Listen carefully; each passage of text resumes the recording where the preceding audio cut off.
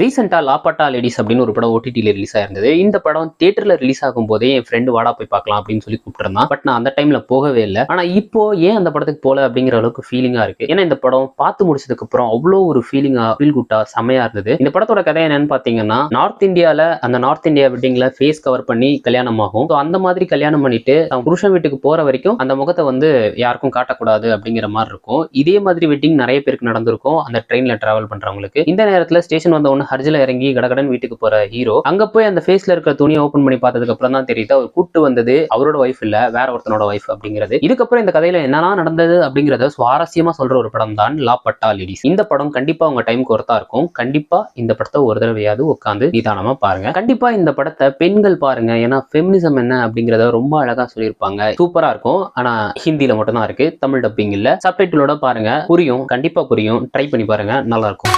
மறக்காம சர்ப்ரைஸ் பண்ணுங்க.